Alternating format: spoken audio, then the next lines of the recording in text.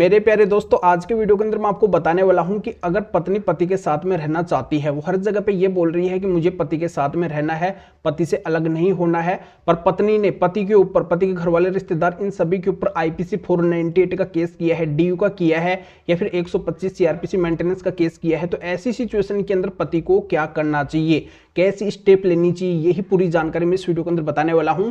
इसलिए वीडियो बहुत ही महत्वपूर्ण है। आपको करना क्या है, वीडियो को बिल्कुल अंत तक देखना है, तभी पूरी जानकारी समझ में आएगी। और ये आपका अपना चैनल है, इसको अगर आप अभी तक सब्सक्राइब नहीं करे हैं तो पहले आप इसको सब्सक्राइब कर दीजिए और साथ में बेल आइकन को भी दबा दीजिए। तो चलिए शुरू करते हैं। तो वेलकम दोस्तों, मैं हूं आपको अपना एडवोकेट जितेंद्र। तो दोस्तों, ये आपने देखा होगा कि जब पति पत्नी के बीच में डिस्प्यूट होता है तो पत्नी क्या करती है, पति के ऊपर कई तरह के केस कर देती है और साथ में कई जगह पे ये भी बोलती है कि मुझे पति के साथ में रहना है। यानी कि वो अपने को अच्छा दिखाना चाहती है कि वो तो सही है पर उसके साथ में गलत किया गया है, वो तो रहना चाहती है। तो ऐसी सिचुएशन के अंदर पति को क्या स्टेप लेनी चाहिए? तो यहाँ पे पहली स्टेप तो इसके अंदर ये आती है कि अगर पत्नी रहने की बात बोल रही है और पत्नी ने तमाम केस कर दिए हैं और पति अगर उस पत्नी को रखना चाहते हैं, तो ऐसी सिचुएशन के अंदर सर्वप्रथम पति को पत्नी को यह बोलना है कि ये तमाम जितने भी केस आपने किए हैं, इन सारे केसों को आपको वापस लेना है, इनको पहले आप वापस लीजिए। फिर पति को क्या करना है, एक स्टाम्प पेपर के ऊपर पति की जितनी भी शर्तें हैं कि आगे से पत्नी कभी भी कोई भी झूठे केस वगैरह नहीं करेगी, पति की हर एक बातों को मानने की, जो भी जेन्युइन बातें हैं,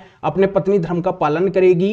यानी कि तमाम शर्तें पति को क्या करना है, स्टाम्प पेपर के ऊपर लिखवाना है, स्टाम्प पेपर के ऊपर लिखना है और उसके ऊपर पत्नी के भी साइन होने चाहिए, पति के भी साइन होने चाहिए, गवाहों के साइन भी होने चाहिए और उसको नोटराइज करना है। और एक साथ में पत्नी का वीडियो भी बनाना है जिसमें पत्नी खुद एक्सेप्ट करेगी, कभी भी वो झूठे लांछन पति के ऊपर नहीं लगाएगी, झूठे केस वगैरह फाइल नहीं करेगी, अच्छे से रहेगी, अपने पत्नी धर्म का पालन करेगी।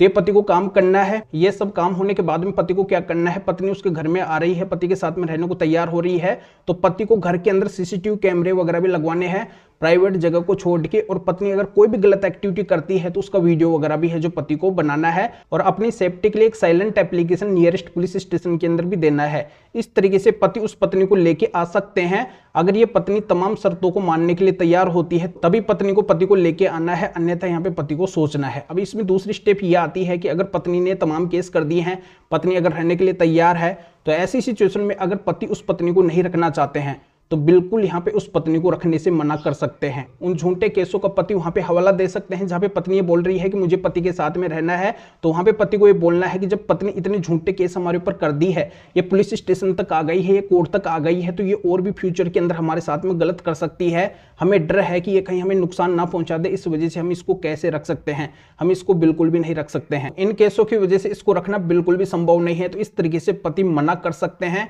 और फिर पति की कोई भी गलत बातें हैं जो वहां पे नहीं मानी जाएगी। और दूसरा, पति ये भी बोल सकते हैं कि जब पत्नी ने उनके ऊपर झूठे केस किए हैं और उन झूठे केसों के अंदर इतने संगीन आरोप पति के घर वालों के ऊपर लगाए हैं, रिश्तेदारों के ऊपर लगाए हैं, तो जब वो गलत दिखा रही है तो गलत लोगों के साथ में रहना क्यों पसंद कर रही है? पत्नी बोलती है कि मुझे इनके साथ में रहना है। एक जगह पे तो पत्नी झूठे केसों के अंदर बोल रही है कि सारे लोग गलत है और फिर पत्नी ये भी बोल रही है कि मुझे इनके साथ में रहना है, तो फिर वो गलत लोगों के साथ में रहना पसंद क्यों कर रही है? तो इस तरीके से पति को वहां पे मजबूती से बात रखनी है, जिससे आपको कन्विंस करना है, समझाना है, जिससे पति का पलड़ा भारी हो जाएगा, पति की कोई भी बातें गलत नहीं मानी जाएगी। तो जानकारी आपके अच्छे से समझ में आ गई होगी।